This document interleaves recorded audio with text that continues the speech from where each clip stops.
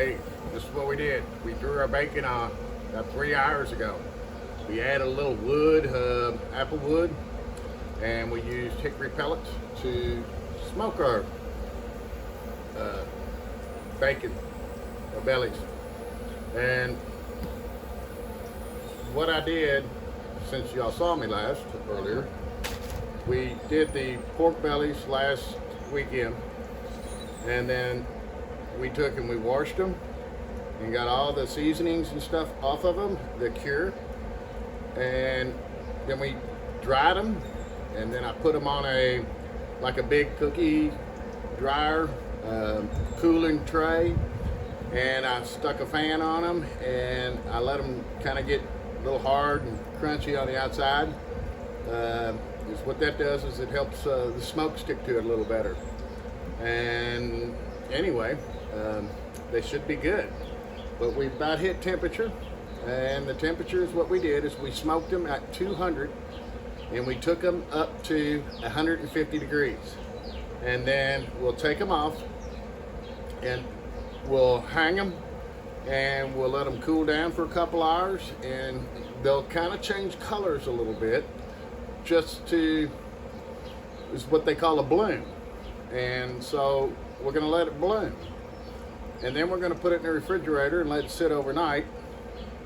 And tomorrow we'll cut it, trim it up a little bit for it fits into our slicer, trim the edges of it, and we take those edges and we'll chop them up because they've got great flavor, and we'll use them in our green beans for the next few months. Just like Granny used to do. But that's what we're doing here. So let me get rid of this coffee cup, and we'll get these puppies off.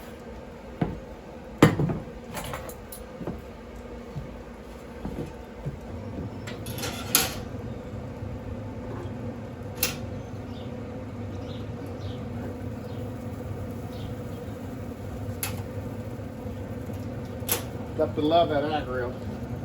But anyway, this is what we have. This is what our finished product looks like.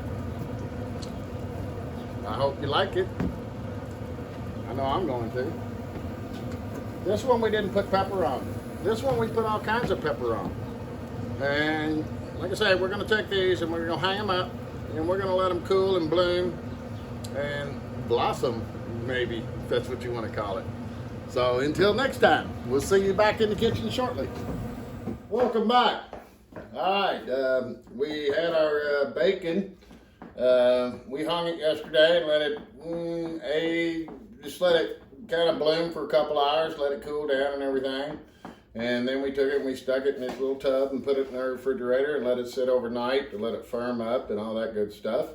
And today we're just going to kind of trim it up, and we'll take them out and put them on our slicer and slice them up and vacuum seal them and put them in the freezer, and we'll have enough bacon to last us quite some time.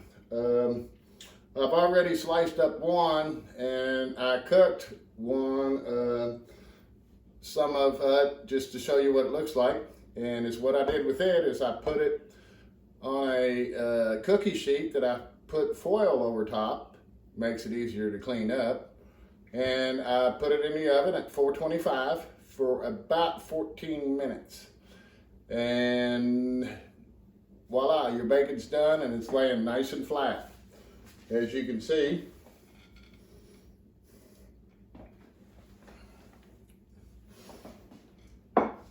And that's how that comes out.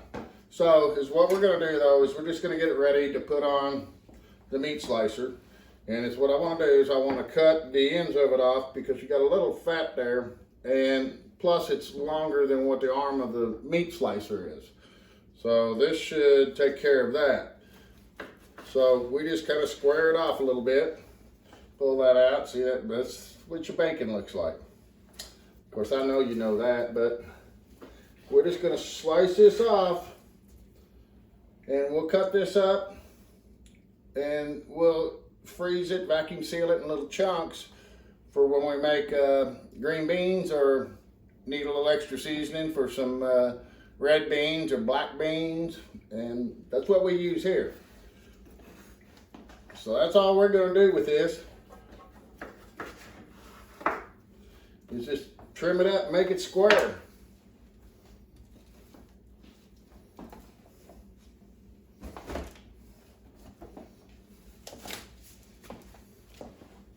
Now we're going to do the other one the same way, because you can see the shape of it.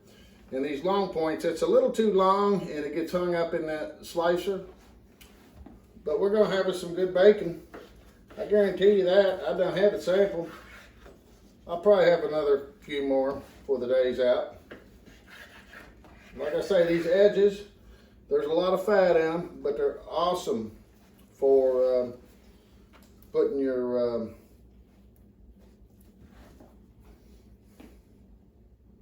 beans or something to flavor something up with. And that's all we do. And then we'll take it out and we'll put it on our slicer. And like I say, vacuum seal it and throw it in the deep freeze. And that's how we do our bacon here at the World of Weatherby. Don't forget to visit us on our online store at weatherbyrubs.com. Please share this on your Facebook page, and also subscribe to our YouTube page. And that is Weatherby World, the World of Weatherby, I should say.